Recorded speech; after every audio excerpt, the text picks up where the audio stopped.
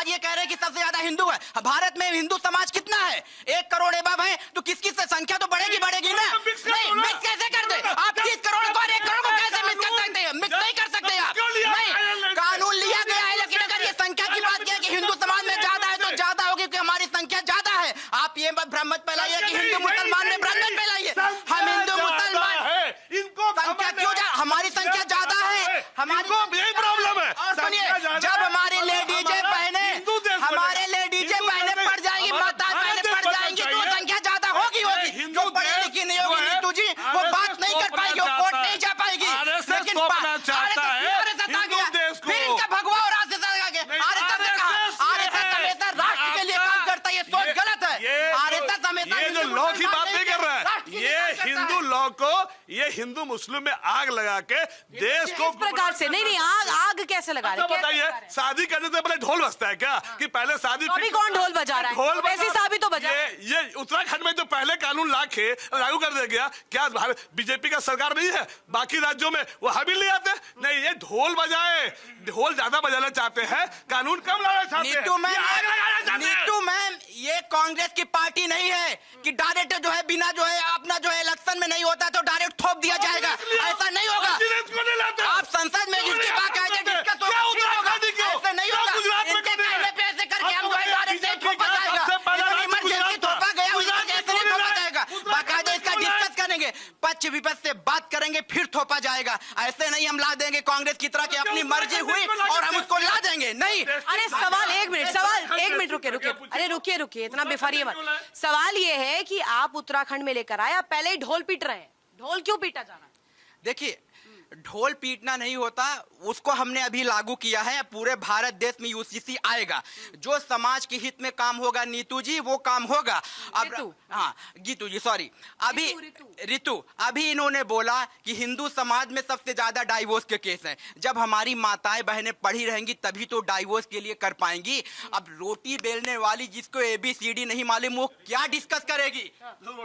हाँ, देखिए, मुझे आपत्ति है बीजेपी के प्रवक्ता से। आपत्ति मेरी इसलिए, ये चाहते हैं कि हिंदू महिलाएं तलाक लें। इन्होंने कितनी बड़ी बात कह दी कि पढ़ी लिखी महिलाएं इसलिए पढ़ी है कि वो तलाक लेने के लिए।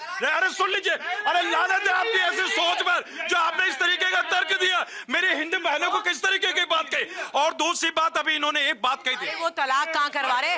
वो कौन होते हैं तलाक करवाने वाले? हाँ, सुन लीजिए, रीतू जी, मुझे लगता है कि उनको माइक दे दीजिए, आप वहां खड़े हो जाइए। मुझे ऐसा लगता है कि क्योंकि आप भाजपा की पैरवी कर रहे हैं। आप होस्ट से लड़ने आए हैं या डिबेट करने? अरे आप होस्ट से लड़ने आए हैं? नहीं, आपकी बातों से वही लगता है। मैं आपसे पूछा कि क्या आप भाजपा के प्रवक्ता बन के इस तरीके की बात करें कि सवाल मैं उनसे कर रहा हूं और जवाब आप दे रही है? ऐसा नहीं चलेगा, ऐसा नहीं चलेगा रीतू जी। नहीं, रीतू नहीं, सुन, और रही बात ये, अरे बात मौका की नहीं है भाई। ये देश के अंदर जिस तरीके के यूसीसी की बात चल रही है, तो सबसे पहले इनको गोवा के क्या करूं मैं? आपके यहाँ पे एक माइक फिट कर दूं, परमानेंट माइक फिट कर दूं? सुन लीजिए, गोवा के अंदर 1868 के अंदर पुर्तगालियों ने यूसीसी कानून लागू करा था। 1961 में हमने गोवा ले लिया था और 1962 से आज भी यूसीसी वहां पे चल रहा है। तो सबसे पहले गोवा के अंदर यूसीसी कानून को रद्द कर दिया जाए, तभी तो आपकी बात, एक मिनट, आपकी बात रख ली। यहाँ पे एक माइक का एक स्टैंड बनवा दूं?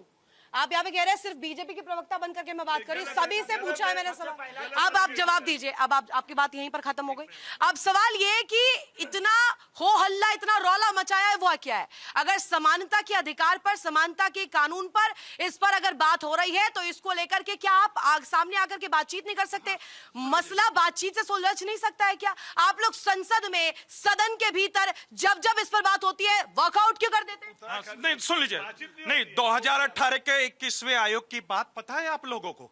क्या कहा था उन्होंने कि अभी देश सक्षम नहीं है यूसीसी लागू करने के लिए। भाई तभी तो भाजपा ने अपने जो तीसरा एजेंडा था उनका, तभी तो उन्होंने विधि आयोग के पास भेजा। अभी विचारधीन है भाई, जब विचारधीन है तो मैं उससे पहले इनसे पूछना चाहता हूं भाजपा के प्रवक्ता से कि आपका ड्राफ्ट क्या है। देखिए, यहाँ पर एक बात, जैसे एक मिनट, जैसे होस्ट पे लाई गई, बिल्कुल गलत है। सबसे पहला मौका नाजिम भाई को दिया गया, सभी को। उनको आदत हो गई हर डिस्कशन में। हाँ, अब देखिए क्या है, आपको बता रहा है कि ओवैसी ने और क्या कहा है कि ये जिम्मेदारी नहीं है।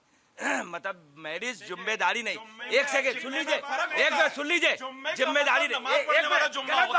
जिम्मेदारी का मतलब है कि कोई बात को मैं जिम्मेदारी से नहीं पा रहा। अरे पहले तर्क नहीं सही किए। पढ़े। हमने एक आप शब्द तर्क बोला, आप सही बोल दिए पढ़े। गलत, नहीं, बिल्कुल नहीं, गलत। आपने जुम्मे का पहले मतलब बोलने क्या- दीजिए, मैं फिर जुम्मे का काटिए। मतलब क्या ये मुझे गलत है, बता ये दीजिए। बेवकूफी रितु जी, आप अक्कल है, पूछिए, ये जुम्मे का बदतमीजी मतलब क्या आपकी। होता है, मैं जिम्मेदारी बोल का भी नहीं मतलब पाया और क्या आप होता है? बीच में काटने लगे। जुम्मे गलत है, ये जिम्मेदारी का बदतमीजी मतलब है क्या आपकी। मैं एक शब्द बोला, सुन लीजिए, सुन लीजिए, हाँ करेक्ट, हाँ वैसी मुसलमान का representative नहीं है। रिप्रेजेंटेटिव नहीं है, बाकी सभी मुस्लिम का रिप्रेजेंटेटिव है। वो नेता बनना चाहते हैं, ये तो कहना चाहता हूँ।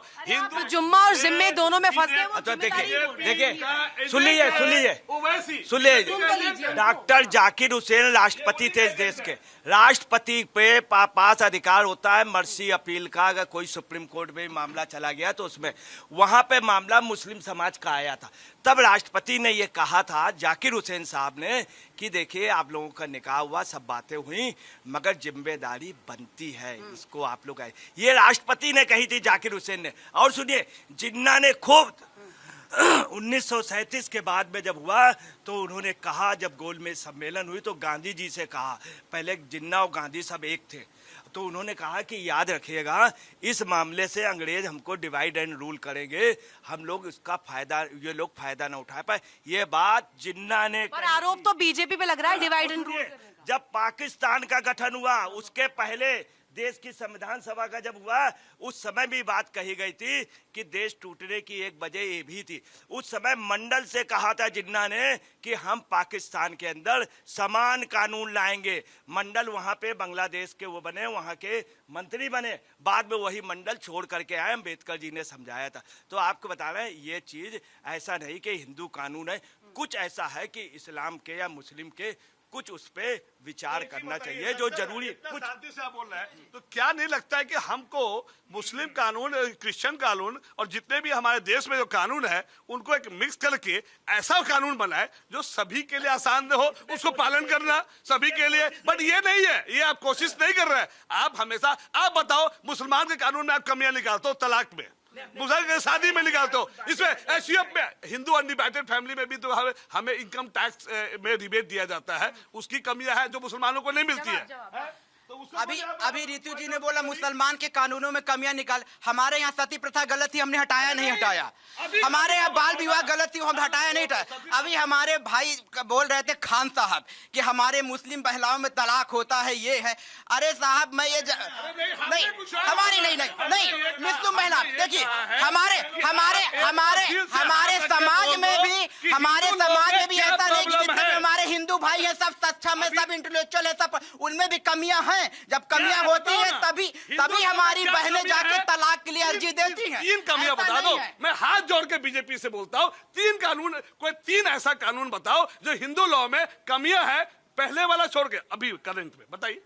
अभी नहीं बता। नहीं, हिंदू लॉ में अगर आप बात करेंगे तो एक कमियां नहीं है। हमारे यहाँ देखो दो कमियां थी, सती प्रथा, बाल विवाह हमने हटाया, और जो कमियां हैं उसके लिए कोर्ट अभी है, अभी हाई कोर्ट, सुप्रीम कोर्ट खुला, उसके लिए आप जा सकते हैं। लेकिन आप ये थोप देना नहीं, हिंदू समाज में कमियां हैं, अब मुसलमान समाज में जो कमियां हैं उसको हमारे मुसलमान भाइयों को स्वीकार करना पड़ेगा। औरत 6 केस, आपको पता है औरत 6 केस कर सकते हैं, डोमेस्टिक वायलेंस 498 डॉडी एक्ट और रेस्ट्रिक्शन ऑफ कंजुगल राइट। और ये हम हिंदू जो मेल है सिर्फ 2 ही कर सकते हैं, dissolution of marriage section 13 sub clause 1, यदि म्यूचुअल है तो 1, और प्लस और क्या कर सकते हैं, सिर्फ 9 रेस्ट्रिक्शन ऑफ कंजुगल राइट। बाकी जो नीतू जी, ये क्या भाजपा सरकार बनाएगी कानून? ये भाजपा सरकार बनाएगी, ये तो सुप्रीम कोर्ट जाइए, वहां से लागू करवाइए, ये भाजपा सरकार बनाएगी। एक सवाल मेरा हाजी नाजिम जी आपसे, महिलाओं पर जब बात आती है, महिला अधिकारों पर जब बात आती है और समानता महिलाओं के लिए अगर उठाई जाती है, इस मुद्दे को उठाया जाता है,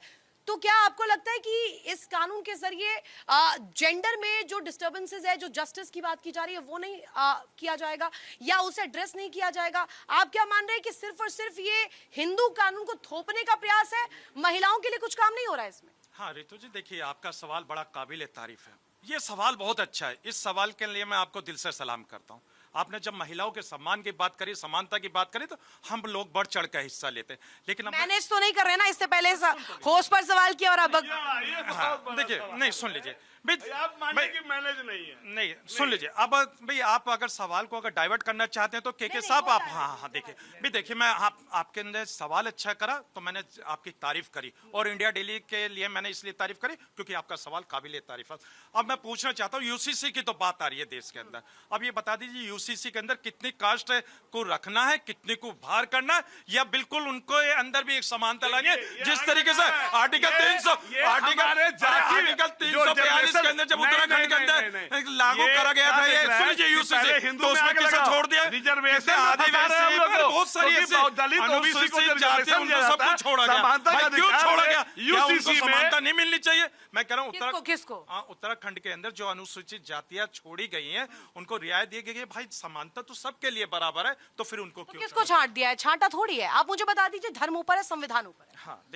हाँ देखिए फिर वही बात कहते हैं, हाजी नाजिम खान बड़े जिम्मेदारी के साथ आपके चैनल पे कहता है कि भारत का संविधान सर्वोपरि, और भारत के संविधान के धर्म से ऊपर है या नहीं, सवाल ये। अरे मैंने हिंदू मुसलमान से ऊपर संविधान देश का है या नहीं, सवाल ये। अरे सुन लीजिए, अरे भाई नहीं, अरे सुन लीजिए भाई, ये देश संविधान से चलता है, कह दीजिए आप। ऊपर कौन है? ऊपर भाई, आज ऊपर। अरे देश में संविधान ही तो सर्वोपरि, मैं बार बार इसी बात करो। हाँ सुन लीजिए, अरे आप कबूलिए ना, इस्लाम से ऊपर संविधान। भाई सुन लीजिए, यहाँ इस्लाम की बात नहीं चल रही, यहाँ क्रिश्चियन की बात नहीं चल रही, इस्लाम धर्म नहीं है, बात नहीं चल रही, और ना यहाँ पर देखिए सनातन की बात चल रही है, या भारत के संविधान की बात चल रही है। और भारत का संविधान हाजी नाजिम खान के लिए सर्वोपरि है, और संविधान सर्वोपरि तो है, पर इस्लाम से ऊपर है या नहीं है? जय बोल दीजिए, भारत माता की जय। इनसे कह दीजिए कि ये भारत एक राष्ट्र खंडन कर दीजिए, भारत एक राष्ट्र खंडन कर दीजिए आप लोग। देखिए इंडिया डेली 24/7 अब आपकी स्मार्ट टीवी पर। इंडिया डेली मौजूद है सभी डिजिटल प्लेटफॉर्म पर लाइव और लगातार। इंडिया डेली 24/7 हर दिन राष्ट्र को समर्पित।